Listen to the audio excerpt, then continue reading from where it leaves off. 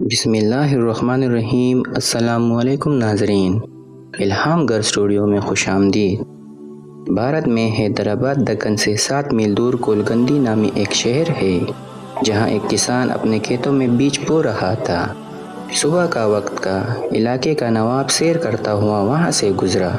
کسان کو محنت سے کام کرتے ہوئے دیکھ کر نواب نے سوچا کہ کسان سے اس کی خیریت دریافت کرنی چاہیے۔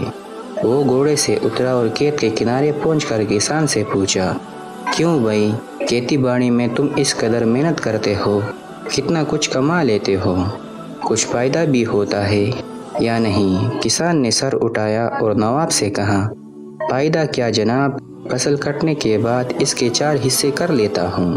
نواب نے پھر پوچھا، اچھا تو ان 4 حصوں کو خرچ کیسے کرتے ہو؟ کسان نے جواب دیا، ایک حصہ تو حکومت کے ٹیکس میں چلا جاتا ہے، دوسرا حصہ قرض چکانے میں ختم ہو جاتا ہے، تیسرا حصہ ادھار دیتا ہوں اور باقی چوتھا حصہ یوں ہی لٹا دیتا ہوں۔ نواب کو کسان کی عجیب و غریب باتیں سن کر بہت تعجب ہوا۔ حیرت سے پوچھا، تمہاری باتیں میری سمجھ میں نہیں آئیں، صاف صاف بتاؤ، تم قرض چکاتے بھی ہو اور دیتے بھی ہو، ایسا کون سا قرض ہے جو ہر فصل پر ادا کرتے ہو اور پھر بھی ختم نہیں ہوتا؟ وہ کون ہے جسے تم ہمیشہ قرض دیتے ہو اور پھر 1/4 رقم تم یوں ہی اڑا دیتے ہو؟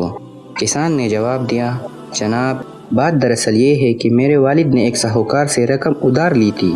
والد کے مرنے کے بعد اس کا سود میں ادا کرتا ہوں۔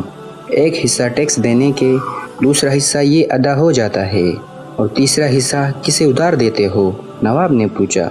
کسان نے کہا، یہ میں اپنے 2 لڑکوں پر خرچ کرتا ہوں تاکہ بڑھاپے میں وہ مجھ پر خرچ کرے۔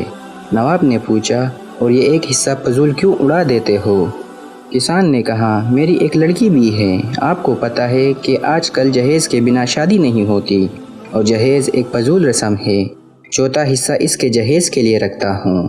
میری نظر میں یہ رقم لٹانا ہی ہوا۔ نواب اس کے مدلل گفتگو سے بہت متاثر ہوا اور ایک بڑی رقم اسے انعام کے طور پر دے کر رخصت ہو گیا۔